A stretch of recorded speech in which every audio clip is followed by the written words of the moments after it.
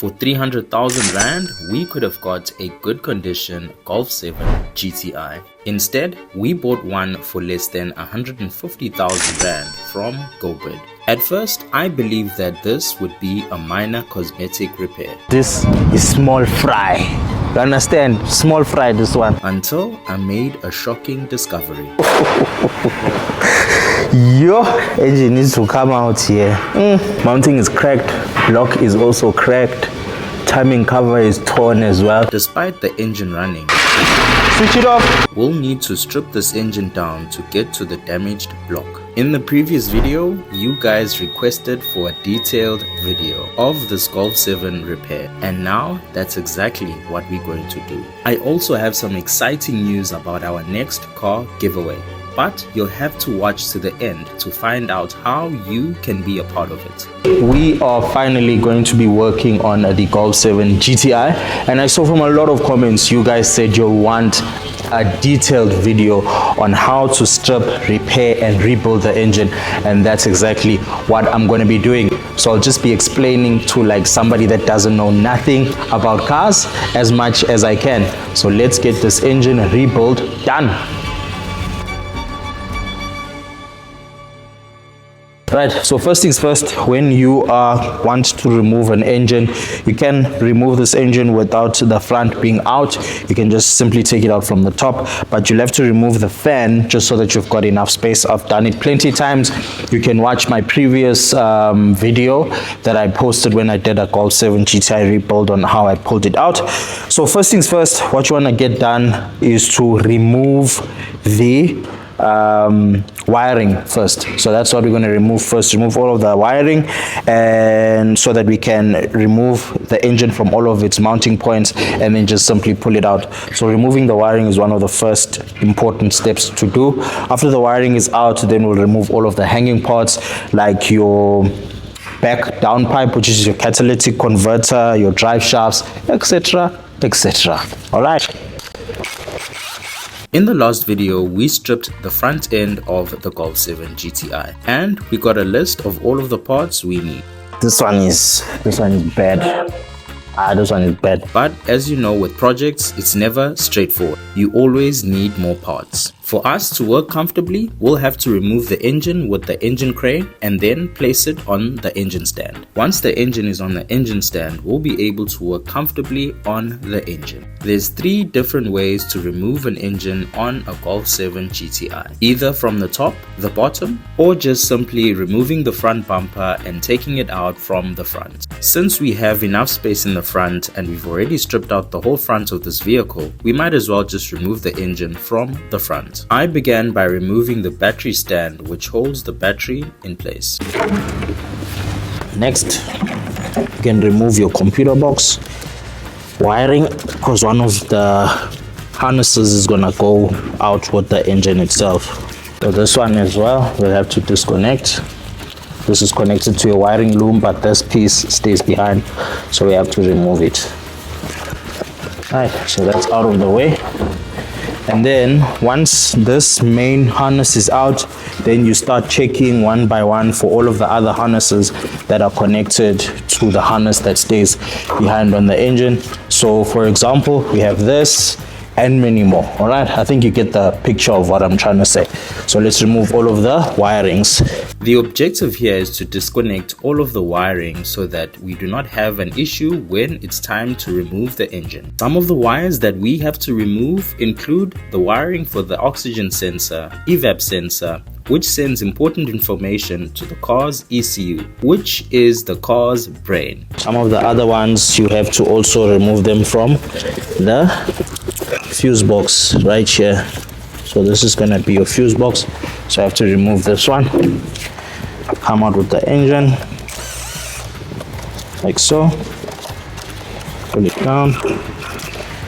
Alright, so we're starting with the wiring. That's the most important thing. Fun facts: how did I learn to fix GTIs?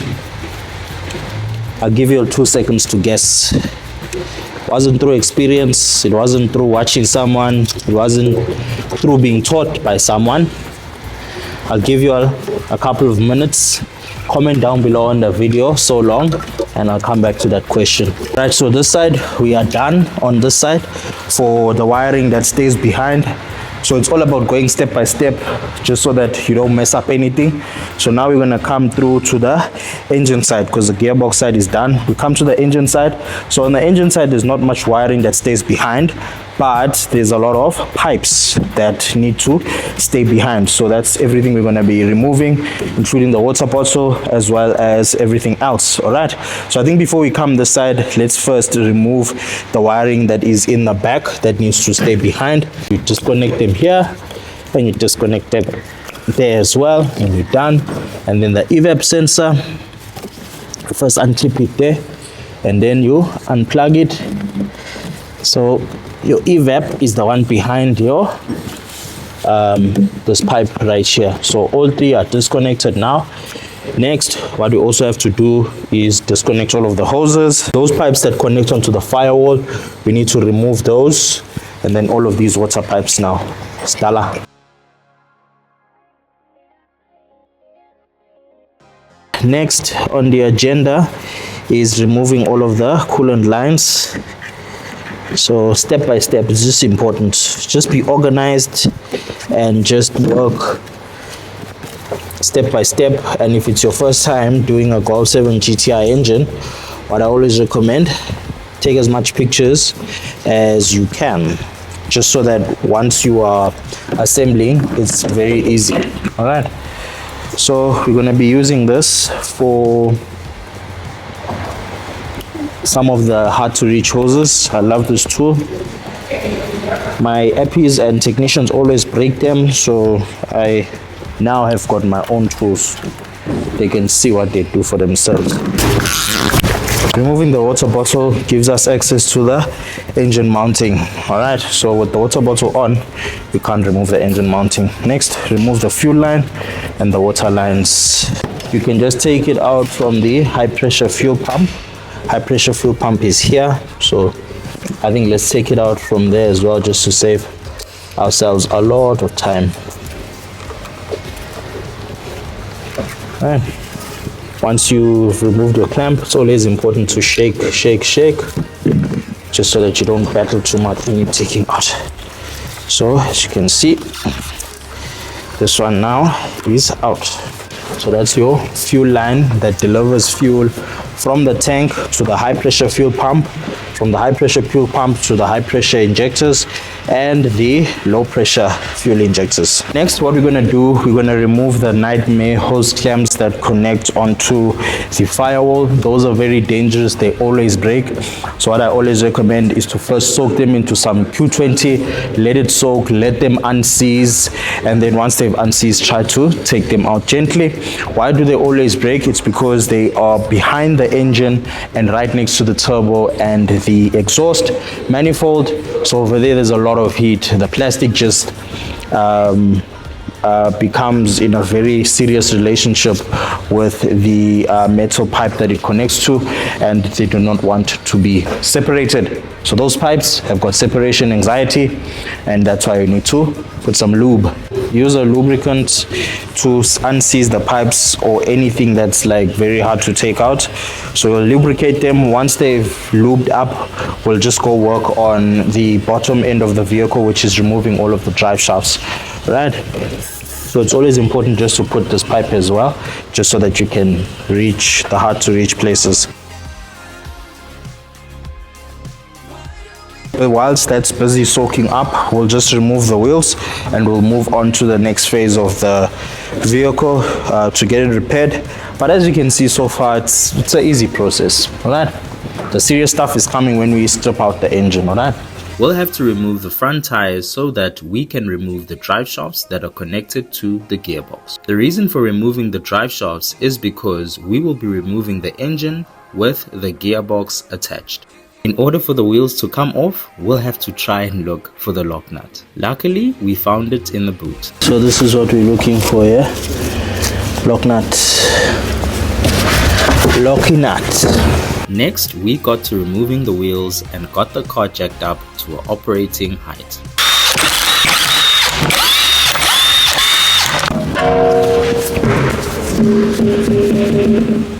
So have to also remove this just to have more space as well. If ever your tire is stuck after you removed all of the wheel nuts, just give it a light little tap and then it'll come out.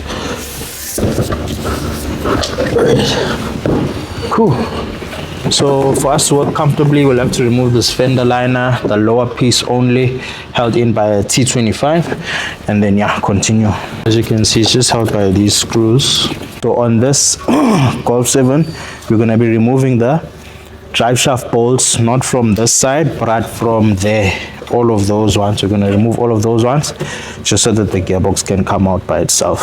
To remove the bolts, we're going to need a M10 multi-spline socket, short extension, and a swivel, maybe our gun too as well. Yeah, so we're just going to need those tools just to remove the drive shaft, So it's always best to lock your disc, and then after locking the disc, as you're trying to remove the bolts that are holding the drive shaft, they're just going to come out. To lock, you can use like a star, whatever you want to use. I normally just use a really good tough star. Lock it in between the discs, because these have ventilated discs on the side. Lock it there and then start removing all of your nuts. So you just need to be careful as well that you don't hurt yourself and you don't hurt the vehicle as well. The reason for the short extensions is to just do this, and the swivel is so that you can hold it at an angle and then start removing the bolts. It's much easier like this. That means it's too tight, you need to bust it with the ratchet or a power bar. And then your drive shafts have this thing that's called a retainer as well, so don't lose that. So if you have guessed, I'm going to tell you all now how I learned. So I learned how to fix GTIs on YouTube and Google. So that's where I learned how to do and rebuild GTI engines, and then also of course like going the extra mile and just reading manuals and stuff. But yeah, I didn't like get like fancy training or whatever. It's just passion and just wanting to grow yourself, being self-taught. After removing the 6 bolts, you're going to have to remove the 3 nuts that are located under the control arm. Once that is done, you can then pull the stub axle towards you so that the drive shafts can fall off. The Golf 7 GTI also has some wiring that needs to be disconnected from the bottom. After that was done, it was time to remove the lollipop mounting, which is located under the gearbox. And I also discovered that the bushes for this lollipop mounting are finished. Next, we need to remove the catalytic converter. The catalytic converter has to be removed because it connects to the turbo. The catalytic converter is a part in your vehicle that helps reduce carbon emissions. The catalytic converter is mounted onto the block by 2 13mm bolts. Once the bolts are loose, you can use your hand to remove. Next, we had to lower the car so that we can remove the gear linkages. Now that all of the wiring is disconnected, the catalytic converter removed, we can now focus on trying to remove the engine. So we're going to be lifting our engine from this engine holding bracket over here. This way we're going to pick it up with the jack over there. Yeah, once it's in the air, once there's tension, we're going to remove the bolts from our mountings, pull it out. So I've had this jack for over, I think 10 years now. If this doesn't scream quality, I don't know what is, but I think it's time for this thing to retire now. Well, the frame is still fine, it's just this that needs to be retired. I think we just need to get a new bottle jack. Comment down below where we can get one, please let us know. Want to sponsor too, let us know. The only thing holding the engine now is just the engine mountings. The engine mounting. And so that's all 3 out, and then we need to go to the other side. Then we'll start playing and wiggling the engine around just so that it can come out.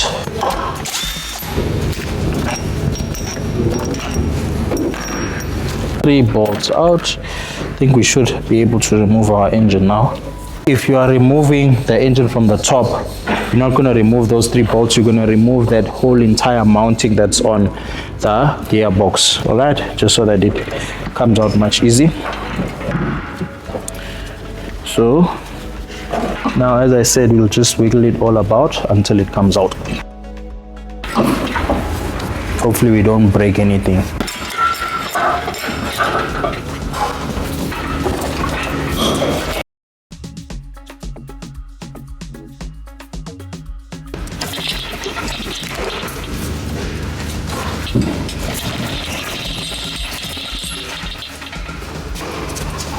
Right, so that is the engine out in less than 45 minutes. Right, it's quite easy if you're going to be putting it out from the front. So now, next step, let's get this engine stropped into pieces. The engine and gearbox is now removed, and as you just saw, that wasn't too difficult. With the engine and gearbox safely removed, we need to now remove the gearbox from the engine so that we can place the engine on the engine stand. But before that, behind me is my Golf 7 GTI, or what's left of it. If you want to avoid any nasty surprises, always make sure you use car vertical for every purchase that you are about to do. By simply typing in the VIN number of the vehicle, you get the full history of the vehicle, and you get to see whether the vehicle has been involved in any previous accidents or if the vehicle has been stolen. After typing in the VIN of this Golf 7 GTI, we get instant information of the vehicle's history. Car Vertical also provides images of the car in its smashed state. We can also see that the vehicle's odometer was not tampered with and that the car has never been stolen. Be sure to use my promo code, which is Mambo20, to get a 20% off on your next Car Vertical check. Now back to the engine rebuild. The first thing we'll have to remove on the gearbox is the casing found on the gearbox. So once that's out, so as you can see, there's an Allen key over there. You need to remove that Allen key as well. So let's put this away. We can then start removing the gearbox bolts. And in case you're wondering why I'm letting all of this DSG fluid leak out, it's because we'll be servicing this DSG gearbox once we've rebuilt this motor. The starter will have to be removed since it blocks some bolts. So I'm putting everything in the order that I took it out.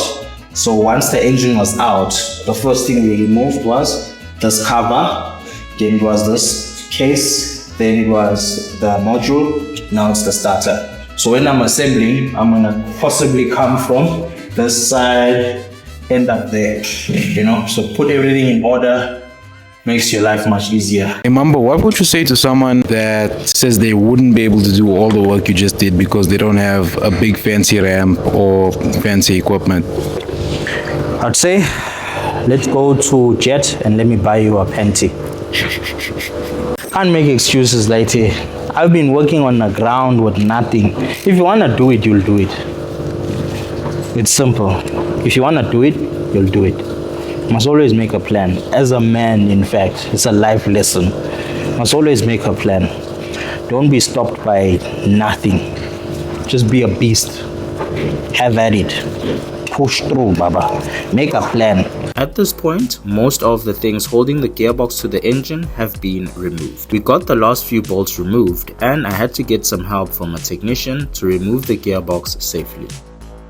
Next thing to remove, flywheel, then the backing plate, then we're done. Flywheel is held by M12.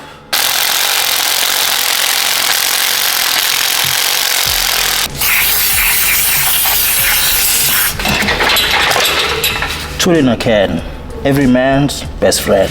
After that, we removed this zinc spacer.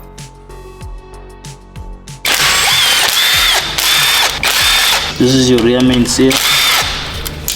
This you have to take out as well, because it's very hard to take it out once you got the engine on the block.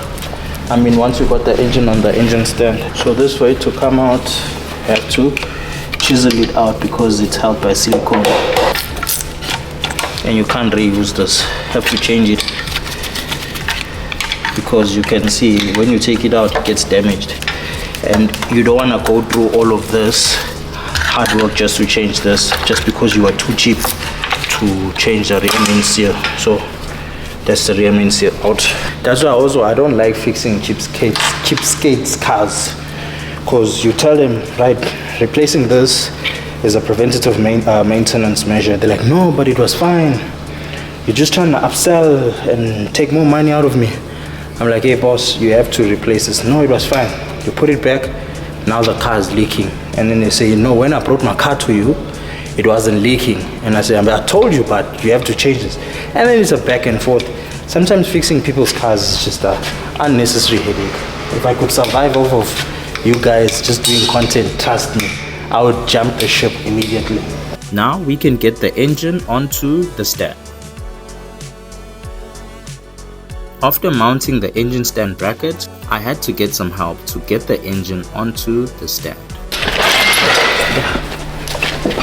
Right.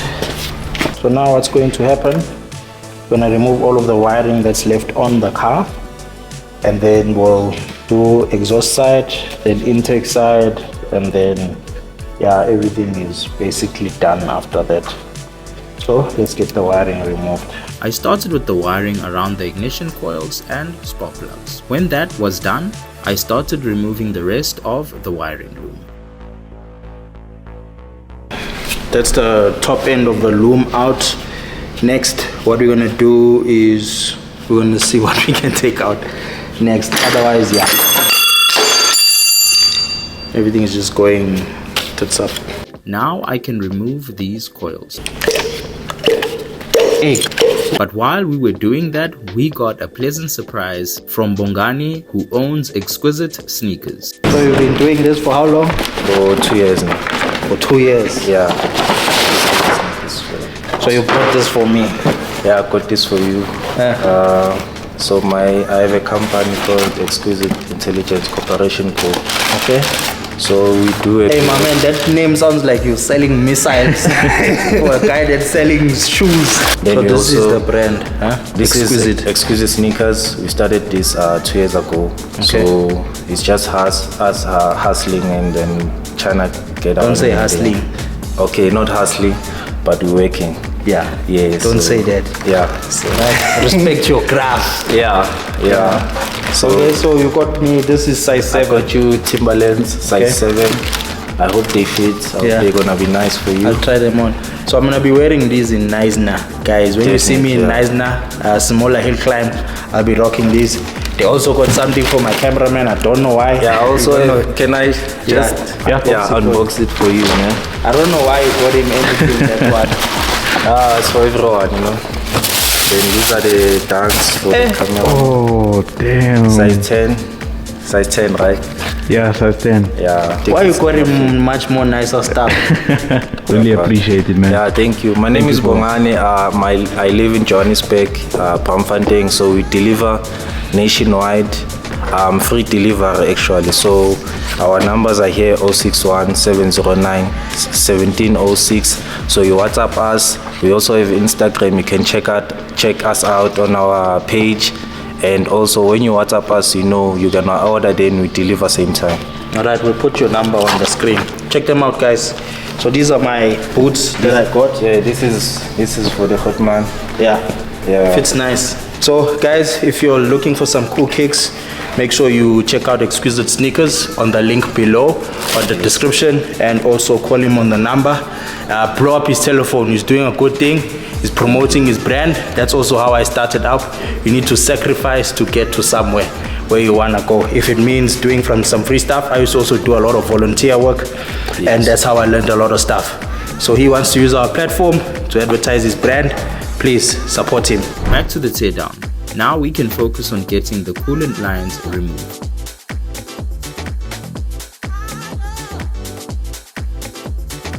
Once that was done, we can remove the PCV system.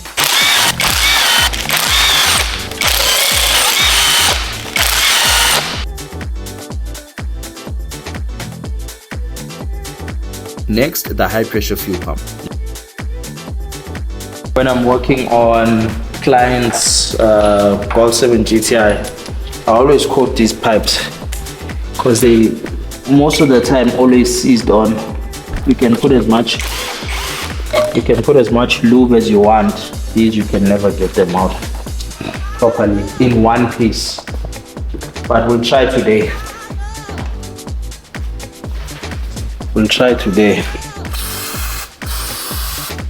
But I know my experience says these are always a problem to come out. So the reason why I'm taking this out is mainly because these pipes are holding onto the block, so I'd rather take them off now. Let's get to the turbo. The lubricant will help us loosen the pipes that are seized onto the block.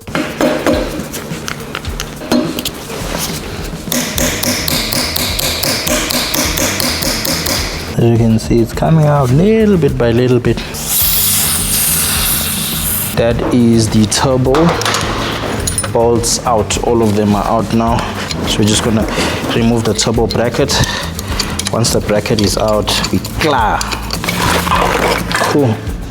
So some of the pipes have been left behind because they were a little bit too stubborn to come out, but we've got more than enough space now to try and persuade those other pipes to come out. So exhaust side is done, right? We could have removed the cylinder head with the block, but I think we might also need a new cylinder head. But let's strip. Let's carry on stripping and see. I turned the engine over so that we could focus on the rest of the components that need to be removed before we remove the cylinder head. Let's get the alternator removed. Next, we're gonna have to remove the oil cooler housing. Looks like it's in pieces as well, so we need an oil cooler housing for the car as well. So yeah, let's get that removed. But to get to the oil cooler, we had to remove the engine mounting first. As the engine now mounting broken. Once the engine mounting was removed, we could focus on the oil cooler. Next is the water pump. Alright, that's the water pump out. Water pump needs to be replaced because it's broken. It got damaged on impact.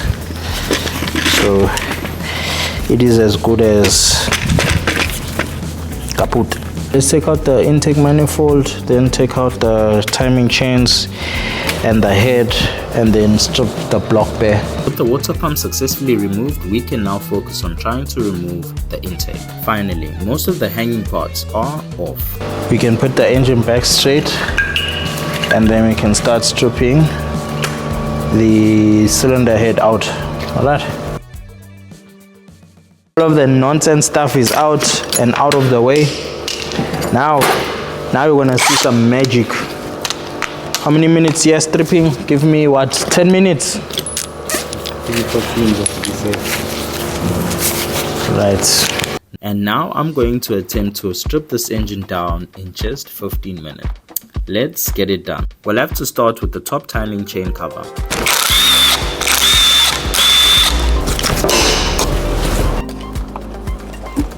Next, we're removing the top timing cover. If they put silicone on your timing cover, punch them in the stomach because you're supposed to change it. The only time this thing leaks is if it gets warped, so you need to change this. Next, the camshaft saddle.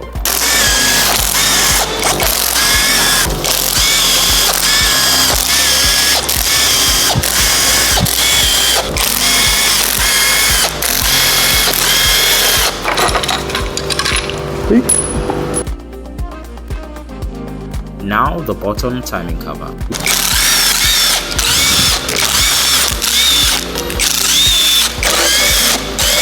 We will need an impact gun to remove the crank pulley bolt. In the meantime, I started removing the camshaft bridge, followed by the camshafts.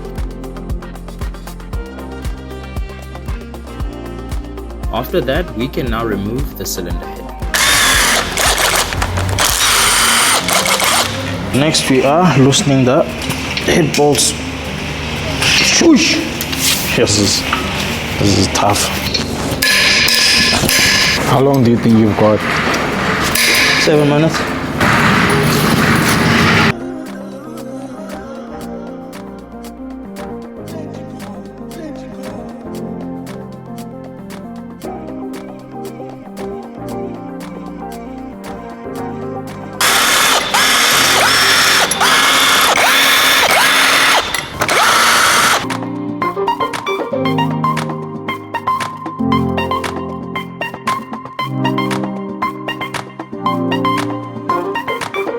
And with one easy pull, Wait, what's holding now? Gasket and chain guide. No, not the chain guide. Yeah, a lot of cleaning to do here. Lots of cleaning. Otherwise, head is out now. Yeah, I did say 10 minutes. Still have 4. I beat my record there. 42 seconds actually. Whatever. let's get the crank pulley bolt removed. To remove the lower timing cover, we'll have to try to pry it out. With that removed, we can remove what's remaining of the timing chain and the timing chain guides.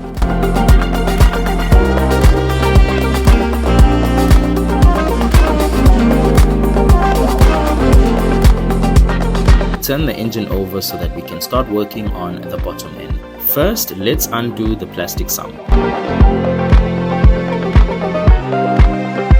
With that off, we can now remove the oil pump guard so that we can get to the oil pump.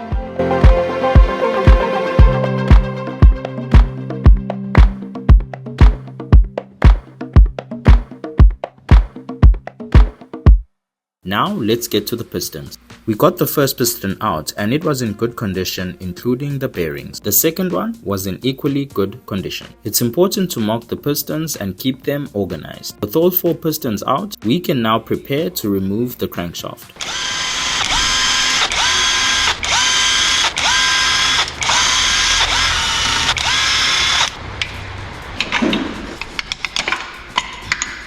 Right, that's all the main bearing caps out.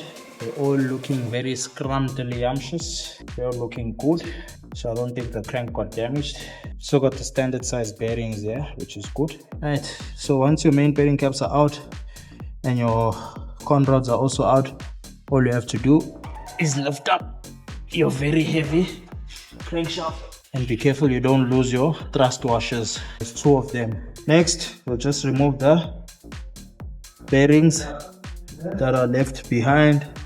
So there's 5 of them in total. Alright, so all of those bearings are out. This block is now bare. The only thing that's left is the turbo pipes and some of the sensors. Otherwise we're done.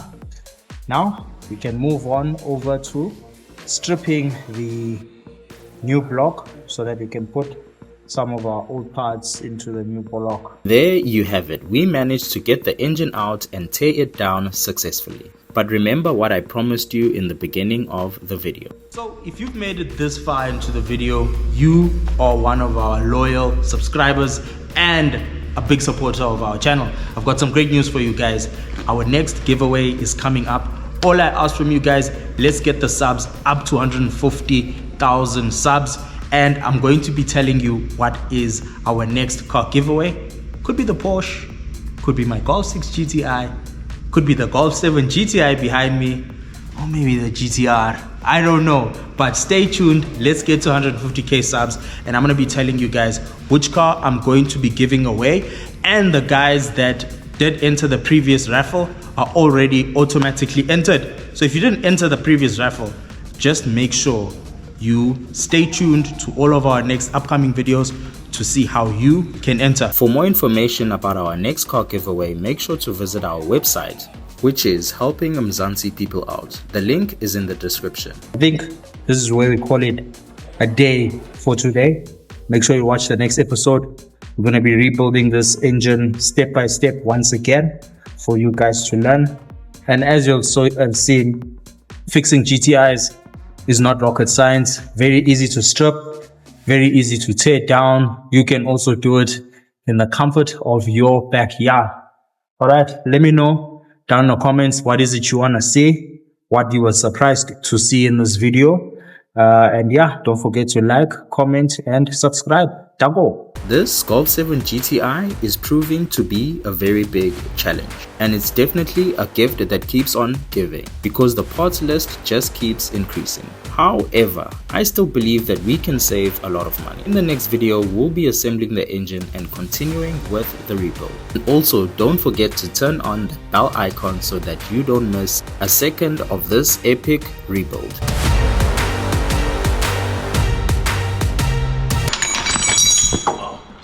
Who's the celebrity? No.